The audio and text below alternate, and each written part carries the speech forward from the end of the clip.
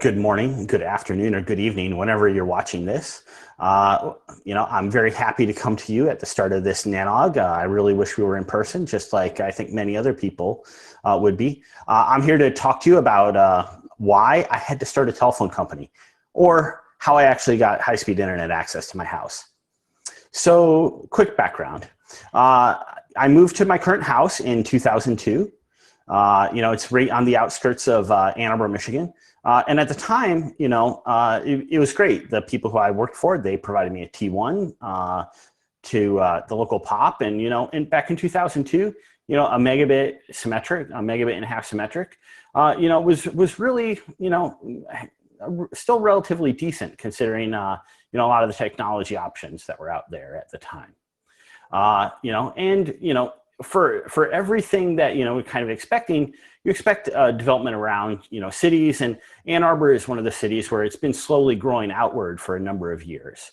And people putting in new subdivisions and stuff. And I kind of expected that, with stuff like cable moving from one-way to two-way cable systems, DSL, people starting to talk about fiber to the home, that those types of services would reach the location, where I lived.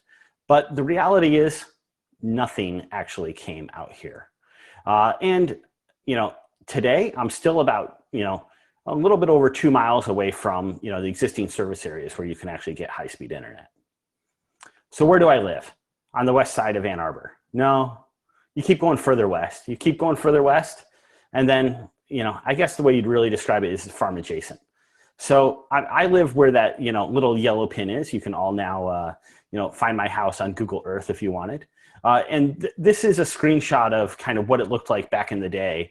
And you can see in the upper left-hand corner, and through the area over the years, you'll actually see the development pop in, out in these areas where, it could be reasonably expected these farms are being developed and that eventually services are going to go and show up and come into the town, come and connect into where I live.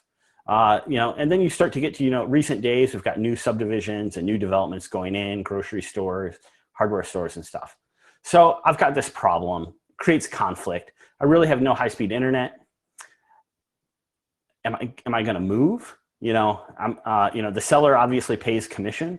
So there's actually a significant cost for me to move. I did a financial analysis of this actually to figure out, okay, how much would it actually cost me to move, in fixing up the home, getting it ready for being sold, et cetera. But also how much money am I going to lose in moving? We actually kind of like the house that we live in and the location and stuff.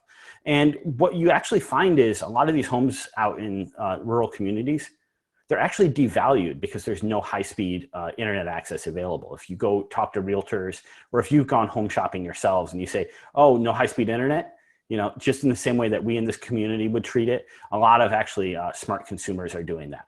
So at least for a while, I had a wireless ISP that came to my temporary rescue. And I got about 50 megabit service from him for 10 years. So what's a geek like me supposed to do? I know what I'm going to do. I'm going to start a telephone company. So you get up, you file a tariff, and hopefully one day I'm going to profit from this. So let me give you some more details, because there's a lot of details and planning that goes into this. You've got to identify who your customers are, internet access, how you're going to do construction, find the contractors, you go on Fiber Locator or one of the other types of services out there and find things. You spend a lot of time doing research, planning, trying to piece together all of the finances. And then, I actually even went out and I started pre-building fiber as early as 2018.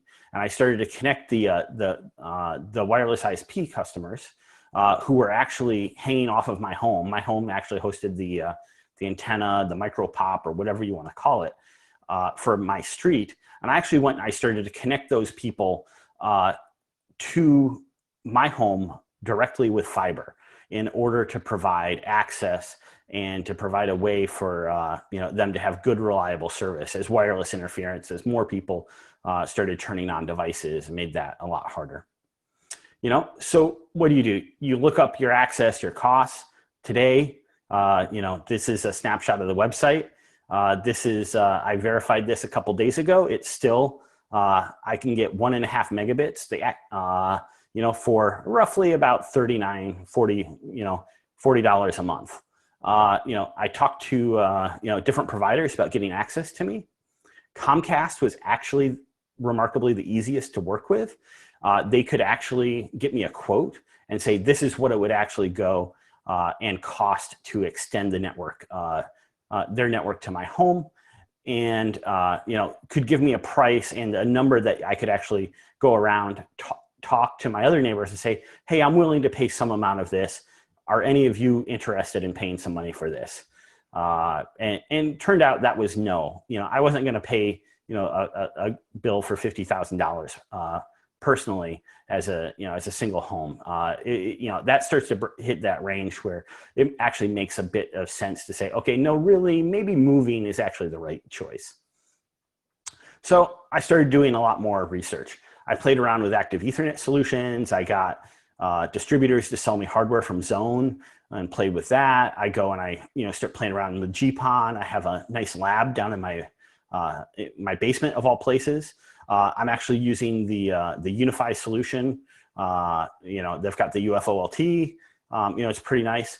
And then the next thing you do, which is really important, is you start marketing. You have to go and engage in active marketing and tell people, hey, I'm building this. So talk to many people. I actually went and I mailed letters to a lot of these potential subscribers. And the research, it really never ends. I talked to a lot of other, service providers who are doing fiber to the home. I talked to people, all around the world, talked to community groups, the little, ISP cooperatives, in my area who are trying to do something. We have a local township here that actually passed a millage to basically provide universal service to, they have got about 1,000 homes or something in the township. And they're one of the only ones in the state of Michigan who was able to do this and actually fund it with tax dollars to go and offset the build costs associated with that. And I talked to all the people who are involved in that and try to figure out, okay, what works, what's viable, and really also understand the competitive landscape that I was looking at. So what do? You start spending some money. I bought a fusion splicer actually back in 2016. I actually bought some of that initial fiber that I've been using back in 2017. I got my first OTDR back in 2018. Jared's first OTDR, which definitely makes things, makes it a lot easier to troubleshoot when something goes wrong with that fiber and stuff. And then I started spending a whole bunch of money. I spent it on design and permitting, got master plans, got the tariffs filed. I actually had to join, the 811 in Michigan. We call it the MISTIG system. I know a lot of other places call it One Call or something else. And then, last year in April, I actually filed for my permit and went round and round with the permitting agency and stuff on all of the little details that needed to be done. And I ultimately got my permit in September of last year. Well, that went and pushed my build schedule firmly into 2020, because when you get into the fall, the construction costs, at least up here where we get snow and stuff, a lot of the construction costs are based on access to things like water and materials like that, which you actually need to run the equipment. And as it gets colder, obviously that becomes a lot harder, and we've already had a couple good, not real hard freezes this year already, but we've had definitely frost out in the morning. And that's made the local water guys not want to, in the spring, that made them not want me to give me a meter so I could get water out of the hydrants at that time. So what did? I tried to spread out of the costs. So, I went and I used money that I got, over time, be it bonuses or other things, to go and spread out those costs to actually make that work.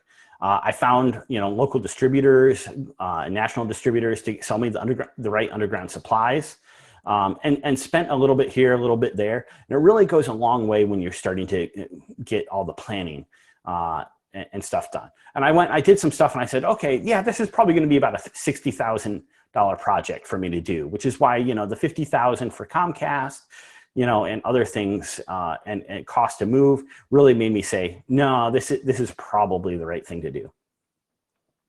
So had to line up all sorts of stuff. You line up bonus money, you don't know what you're going to need. So, you do things like home equity line of credit, because that has certain tax advantages depending on how much you earn. I lined up customer money. One of the things that was great is there's these guys in Michigan in Virgins Township called Virgins Broadband or VB Fiber. The guy there was really helpful for me. He went and shared the business model that worked well for him, where customers would actually help offset those upfront build costs. And so if you are willing to pay $5,000 up front, you get $50 off credit for 100 months off your bill. And that's something that he found actually worked and resonated with people. I made sure, when we drew up paperwork for this, that it stayed with the property. So if you sell the home, that credit stays there. I don't just get to keep it as, even though I'm a telephone company, I'm not I'm not necessarily an evil one. But it also keeps the customer paying something. So you do have some recurring revenue over that customer life cycle. And it really helps offset those startup costs, which, I found out were quite significant. So what did I do? I sat down, I actually drew up, a spreadsheet with month-by-month run rate of everything that it would cost me over the time of the project, and figured out, okay, how much money am I actually going to put out? Because I have to put out all this money. I was able to get labor down to $7.25 a foot, which is actually really good. I got 2 conduits buried underground for that labor cost. That drove up my conduit costs, getting 2 conduits, but that was really worthwhile. It's something where, it was only an extra $0.25 a foot to do that. But in doing this spreadsheet, I was able to then go and spell out, okay, how much money do I need to pay, when, so I can understand, how to budget everything out. And then I actually put in all the customer models. Okay, how much money am I going to lose? How much am I going to spend? What's that going to look like month by month? And by going out and doing a lot of these pre-installations, I had built-in customers into the revenue model on day one. And so that allowed me to actually reach a cash flow positive position very, very quickly, which is really essential for a business, such that you're not continuing to spend money that you don't have and continue to run yourself in debt, which is definitely a trap a lot of businesses end up in. So this financially modeling really, really important. It put together what my run rate was, put my forecast for full year expenses, all of the things that come up, kind of irregularly, like insurance and the 811 system costs, but also the forecast for unexpected expenses, repairs, disputes, any sort of refunds or bad debt that I may have to absorb as well, can be factored into that model. I mentioned a little bit about, these pre-builds. I worked with the existing wireless ISP. I said, hey, I'm going to hook these people up with fiber. I'm going to do it at my expense. I'm going to be pre-wired, pre-constructed. And I said, you continue to retain these people, the customer revenue, until such time as I was actually live with my service. But I also got to build out rack space and fiber distribution and patch panels and stuff in my house in order to terminate stuff. I actually got a whole home generator as part of this project to make sure that I have backup power and everything is automatic for when the service, when the electrical service is interrupted. So what's an install look like? Here I've got a couple photos of what that looks like on the side of the home. I've got a little media converter. You've got the fiber drop coming up to the home. And then you also have a photo I took of the patch panel as I was assembling it with the. This has a couple just two-strand cables coming in up there at the top. That is actually a 24-strand cable coming in there on the bottom. So I have a number of strands from the inside of my house out in duct all the way to out through the handholds on my property. So typical customer installation, I actually use these MikroTik media converters. They're really inexpensive and work well. I use the UF Instant with the OLT. I use this enclosure on the outside of the home from Total Cable Solutions. Go get some of the armored patch cords. John Van Oppen actually suggested these a number of years ago to me. They're nice and durable, and you can kind of abuse them, and they can go between the fiber NID and the media converter. And then you run just regular Cat5 PoE from the inside to the outside. And if a customer wants a wireless router, I provide one for them, at cost. So I don't have to worry about any of the tax implications of that, of like collecting sales tax and stuff like that. So I don't need a sales tax license, which is important, but I basically sell this at a pass-through cost to them. So you continue to go out and get supplies. So, this is me loading up, a Prius with supplies. You can see I didn't even take my rock climbing gear out of there and stuff. And you start digging holes and you start putting this stuff in the ground. I'll tell you, it's really funny when you roll up in a Prius at some of these places and you say, hey, yeah, I really want that, that concrete handhold tossed in the back here. It definitely amuses them, especially I had a case where I needed to pick up a new tread for one of the pieces, new tracks or tread for one of the pieces of equipment, and just throw it in the back of the Prius. It's, it's fine. So yeah, but you still need to spend all this time, doing work, collecting the customers.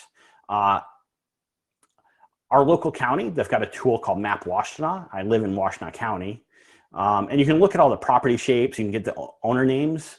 And I sent them a letter in the mail, like actually on paper. I know in a high-tech community, like it doesn't make sense, but I sent them letters in 2019. And I also sent them follow-up letters in 2020 to all the people along the route who didn't sign up, and went and tracked that and continued to send them letters and say, hey, we're still building service. You're still, please sign up. I got invited to a neighborhood meeting. There's some private roads that I passed, and they had a road association meeting, and they said, hey, come on in and talk to us and tell us, what are you doing? What's the service going to look like? And get to know them. One of the things that was a really funny coincidence is one of the people on that street has the same house number as I do. And we've actually been getting each other's mail for 10 years or so. Because the letter carrier sometimes hands us each other's mail. And funnily enough, in this is a small world thing, that person used to work at Merit a long time ago and stuff. And ultimately, of all these people who I end up building and going through and connecting, about 70% of the people I passed signed up, which actually was really great. So for internet access, you gotta find that connection, and obviously there's nothing down by me. I had to go build up north where there was some fiber. So I got a connection from ACDNet. They're still in the process of enabling IPv6 for me, so I can go and have access for that. They actually, I'm nudging them to do that, so my consumers can have V6 access, and I can have V6 at home. 123net is still working on getting me connected. I just got a project update from them yesterday, which is great. And once I'm connected to 123net, I'll actually be at the Detroit Internet Exchange, and you can peer with me there. And then, the other important stuff, Aaron, you can apply for V6 space. And, once you have V6 space, you can also apply for V6, or sorry, you can apply for IPv4 space. And I had an old ASN line around that I was able to use for this project, which was nice. So I'm actually up with BGP, and I'll be multi-homed, here in short order at my house. So what does the project look like? Turned in the blueprints. This entire span, like I said, is about 2 miles north, covering all the roads and paths that you need to do. You've got little waterways, and you see there's a green line for a natural gas pipeline that had to be crossed as well. There's a lot of things you drive by on a day-to-day basis that you don't realize are there. And so if you slow down a little bit, you actually see all of these little details which impact your project, can impact a project like this. So I had to also find contractors. And have to have a good working relationship with them, which is important. I actually went and I brought them food out in the field. Not every day, but some of the times I'd be like, hey, you guys need some food. It was nice. It kept them happy. It kept them working, and it was important to be around. I'm not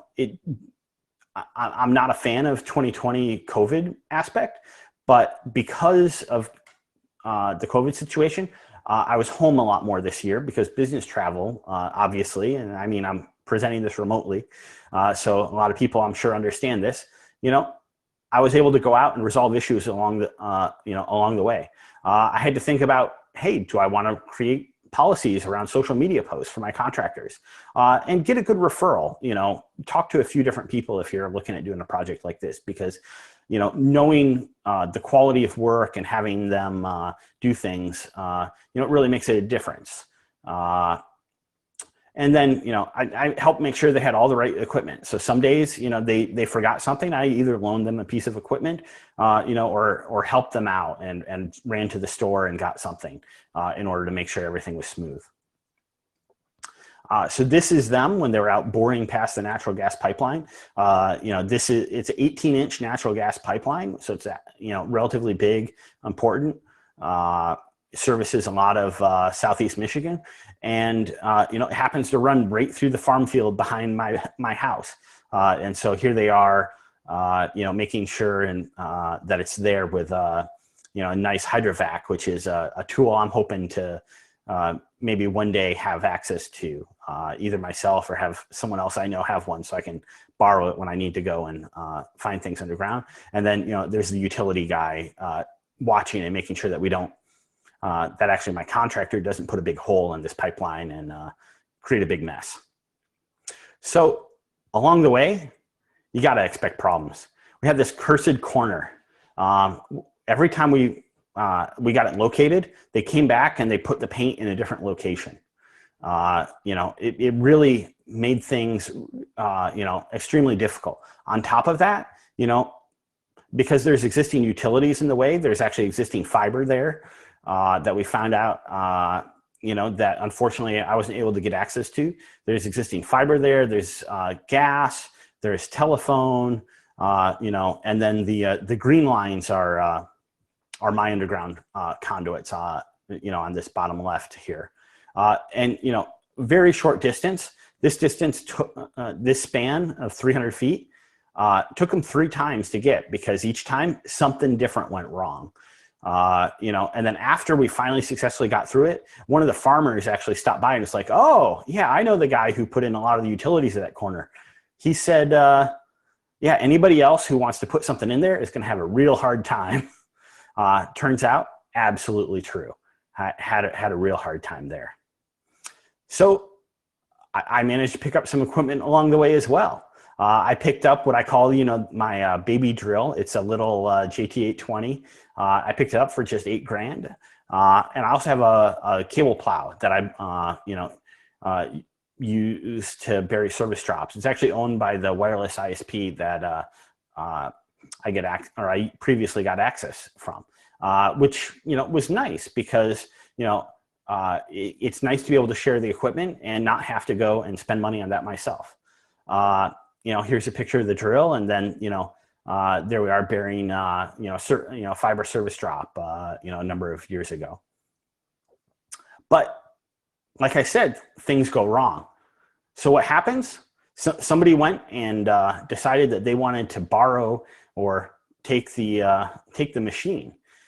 So the machine actually ended up for sale on Facebook, which was interesting, in Chicago, which is, about a 5 to 6 hour drive away. Thankfully, I had this photo here on the left of in the spring when I was trying to get the conduit out of my yard and having a real hard time. And I took the photo to send to some friends so they could laugh at me. But what was nice is that there were some distinctive marks on the machine here on the left that made it really easy to get the police involved and actually get them to reclaim this machine and be able to go pick it back up. So we're actually able to recover it, and definitely one of those, you never know what's going to happen type of moments. So anybody who's ever had that happen to them, something goes disappearing, yeah, definitely make sure you've got good photos of it and, serial numbers and such. It's really important. So also had other construction issues. I actually received a stop work order in the middle of the project, and so we went and worked with the local county road commission in order to go and, resolve this. Their big concerns were that we didn't put enough stakes in the right of way, and we weren't they have a process whereby which you need to notify them every time you're out there working on it. And my crew was working 3 days a week on the project. And, we notified them when we started the project, but we weren't notifying them every single week that they were coming back. And they want to be able to just drive by and know what's going on. So because of that, I had unbudgeted costs. I had to spend an extra $5,000 to survey and stake the right of way.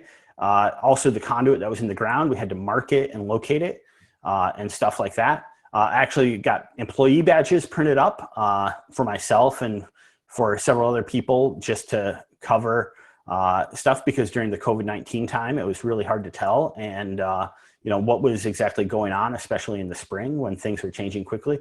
And like I said, it had to get water. You've got to get water to run a lot of this equipment.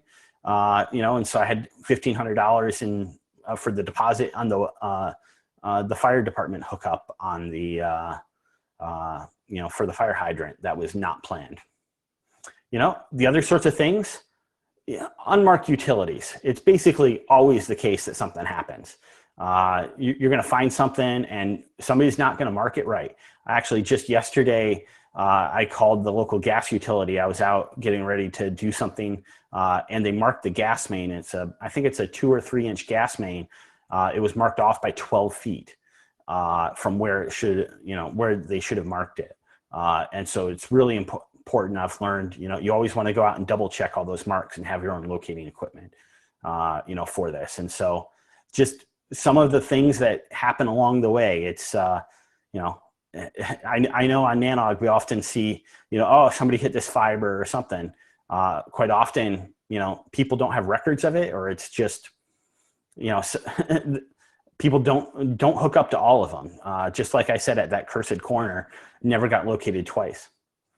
So after all this, you start getting out there, you do fiber installation, you can see the lovely cornfield. And I'll tell you something, it felt really great in some ways. This reel of fiber, this is the last of a 20,000 foot reel of fiber that we're laying out that's, being buried here. And once you realize you've used 20,000 feet of fiber, that is really, really amazing. I ended up building my own fiber blower as part of this project. It actually worked out really well, went 2,700 feet. Without an issue in doing this. It helped to have the right equipment installed. And then you got to get out there and do all the fiber splicing. And so I was out there literally sitting on the side of the road, splicing everything together, making it happen. Along the way, what do you do after you splice? You check the OTDR trace. As you can tell, this is not a good OTDR trace. It has quite a lot of loss on the short path. And so go back and clean up the splices, and after you do that, it looks a little bit better. It's still not great, but definitely enough that it's no longer an issue. I also need to upgrade my OTDR. This one's great for testing on, fiber that doesn't have any service on it. But once you have service on it, you really need, I really need a different OTDR than this. So I happen to know what I'm doing. I've been in this industry a few times. I was talking with a member of the PC the other day. I said, yeah, I've been coming to NANOG since NANOG 8. So, you get your scheduled service installed, everything's going to be great, right? Well, had all sorts of things happen. So the tech had to visit the CO, install an optic. He was like, hey, yeah, channel 44 optic, put it in the DWDM system. Guess what? He put it in the only system that had channel 44 available. Wrong system. The existing system had a 1 gig optic left in it, plus a 10 dB attenuator. That when they originally did the splicing where they were meeting me, they tested back. And so that was interesting. So tech comes to my house, delivers a 10 gig optic. I plug it into my router. I'm like, hey, I see light. That's great. Well, it turns out he gave me a 10 gig LR. It really needed to be something else. Also, the ISP wanted to give me a CPE for on-site. Wanted to give me a 6500. I politely declined and said, yeah, I'd really rather, can I please plug the optic into my own equipment, or can you use something smaller than a 6504? So what I do, I hop in the car, I drive to the ISP headquarters, go and meet the guy on a Friday night, give him back his 10 gig LR. I get a 1 gig 80-kilometer optic. I visited a friend up in Lansing at the headquarters and drove home, plugged in the optic. And then the most important thing, I get a syslog message saying, hey, my link is up. And this is great. So before, what's my latency to machine in 350 Cermak look like? It's about 30 milliseconds or so. Afterwards, I'm down to, about 8.5 seconds. Really a significant improvement, not only in latency. You start doing trace routes and you say, hey, you can see all the intermediate cities like Jackson and Lansing and stuff, and go and reach the machines in Chicago. You got to have graphs. So, I've got smoke ping here showing me, hey, my latency went down. So that was great. I waited a couple hours. I went to bed and I woke up in the middle of the night. And I'm like, I'm just going to do it. I'm going to cut it over and do stuff. Because, I was expecting a 10 gig. It's a 1 gig. I didn't have BGP. Got to go to the next plan down the list. I grabbed an EdgeRouter X SFP, plugged it in. It can do NAT. And so I actually natted to the WAN IP address. And then the most important thing that you do besides looking at the pings, here's a slide to make Temkin happy, going and showing, hey, Netflix still runs, fast.com. I look and I say, hey, this is great. Considering, you cut off a couple of zeros and that's what I was getting at most recently. There's a significant improvement. So remember, I got my neighbors pre-wired for fiber. So I removed all the rate limiters. I sent them a text message, once it was an appropriate hour. And best response, yowza. It took me a couple more days. We got the optic swap to 10 gig. They pulled out the attenuator. We got BGP up with the right config and stuff. So now, since then, I've been running around like crazy, working 7 days a week. I've been getting customers pre-wired since the spring, but because of all the unmarked utilities and people were upset that I kept cutting their AT&T lines, which were not well marked, I kind of paused doing that in the spring, but, got as many people connected. I'm still out there doing things with the exception of a brief pause in early September because, a family member had some medical needs. And install takes me about 2 to 4 hours to do. And if everything's pre-wired, it might take me less than an hour. It's basically just running Cat5 in and out of the house, making sure all that looks real good. But I'll tell you, there's a lot of small dependencies I encounter along the way, and those definitely take time. What it cost? I'll tell you, 2020 had a lot of my costs. Of $126,000 I spent, about $95,000 went to the directional drilling company. I had miscellaneous materials. I had that surveying. It took me a couple tries with the air compressor to kind of get a good system going. So ended up getting things, renting it a couple times, in order to get out of the stop work order, as well as to get some of the cable installed. And I don't know, maybe this is still cheaper than moving, but I don't know. I've got fiber.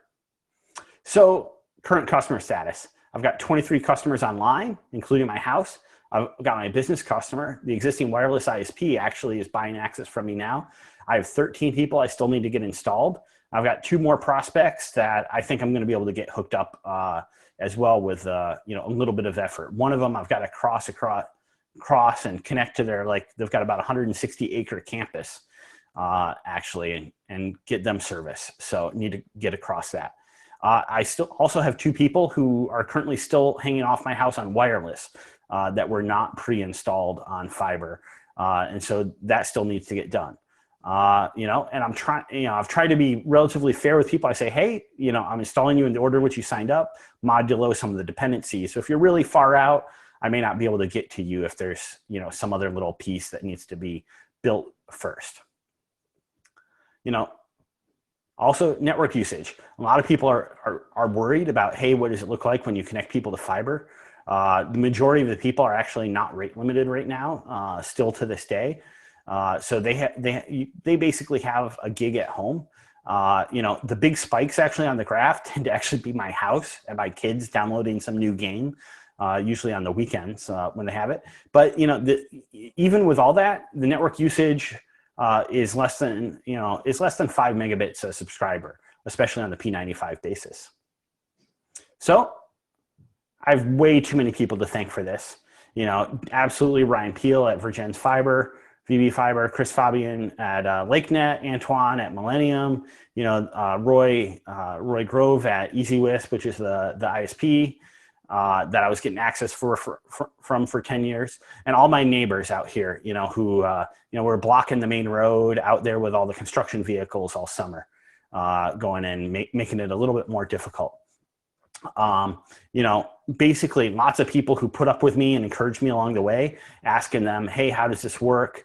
And stuff, especially my family, where I've been out, working, getting dirty, coming back with, stuff underneath my nails, out to all hours, and my many friends who helped me with all the physical labor and other types of support just out there. When you're moving something, some of these large reels of fiber or conduit, you really got to have a second person helping you. So a lot of favors called in this year.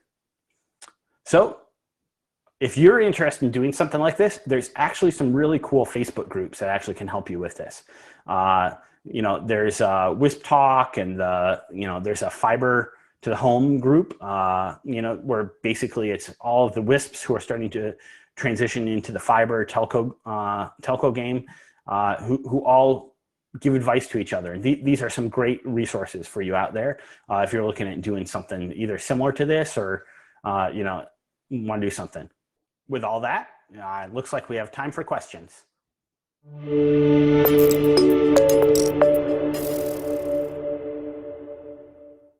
Hi, welcome back to NANOG 80. And with me, I have Jared Mock from Akamai, and you just saw his presentation. We have a couple questions that were posted to the Q&A form. So Jared, you had that messed up on your machine, didn't you?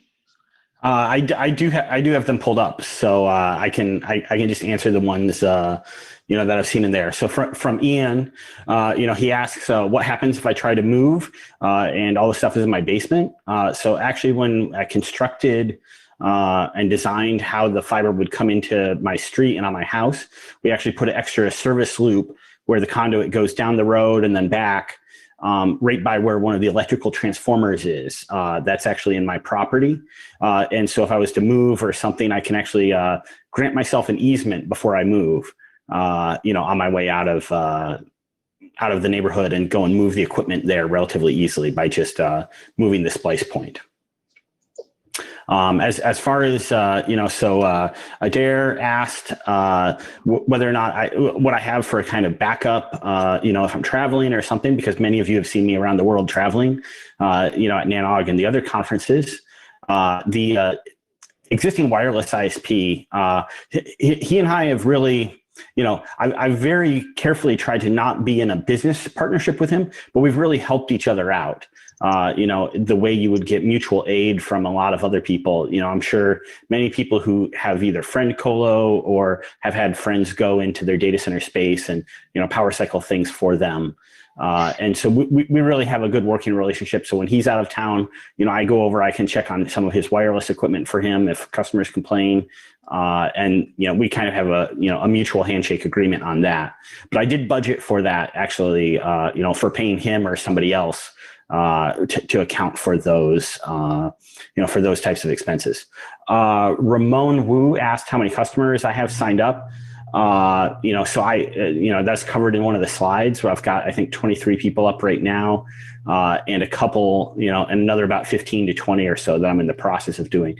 And I'm actively making plans for how I'm going to expand this. So I'm in active discussions with a number of contractors and people who are in some other high density neighborhoods who've seen what I've done and want me to bring services in there because either they've got limited DSL speeds or no DSL available in their area.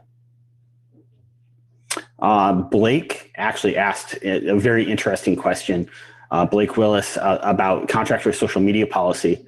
I wanted to just comment on that because I think many of us are used to taking pictures of different things or posting about our experiences. During the stop work order, one of the people who worked for my directional boring contractor, they posted a rant about the stop work order and how that all went down. And that actually caught the attention of the local road commission people who are the ones who I had to pull the permits through. And so you want to be mindful of how people who are in your employ, either directly or indirectly as part of that, may post on social media about the work that they're doing for you. So, in the event that they might post a photo of themselves on private property or something. I'm told we've got about a minute or two left here. There's a question about the right of way. So the right of way, I permitted that all. The reason why I started a telephone company is because it's easier to actually gain access to the right of way by being a listed utility in the state of Michigan from the local permitting agency. So that is actually the main reason why I did that. And since it was only $1,000 to file the tariff, it actually is a relatively modest cost considering the cost of the entire project. I don't know, Dave, or I'm sorry, Michael, what other questions? If you want to do one more, that would be great. And then we can go right into our next presentation. Yeah, so there's at least two different questions kind of about utility marking and location. So the way it works in Michigan, and this really varies state by state. So the way it works in Michigan is you join to be a member of something, of the MISTIG organization. I then get notified. You can have a contractor who you pay to get notified. For example, some people use URG or USIC, who are contractors who go out and mark for Comcast, AT&T, or our local electric and water people. But realistically, it's up to you to make sure that it gets marked and gets marked correctly, and that they get notified. And so if you hit a utility that's within 48 inches of where they put paint or flags, and they marked it correctly, you're liable. If they didn't mark it correctly, the utility is liable in the case of that. That's at least the way it works in Michigan state law. And there's a number of additional things that kind of come with that about what needs to happen. So in the case of the pipeline, where I showed the photo of us of the contractor boring past the pipeline, they required utility representatives to be on site for that, which is why I have that photo of us standing out there over the pipeline. And he's there basically saying like, nope, you got to be very careful because I think that's roughly the same size of a pipeline that was damaged a number of years ago in the Bay Area to a great deal of excitement to many residents out there. Made national news. So I don't want to be on the national news for damaging somebody's pipeline. Thank you very much, Jared. Excellent presentation.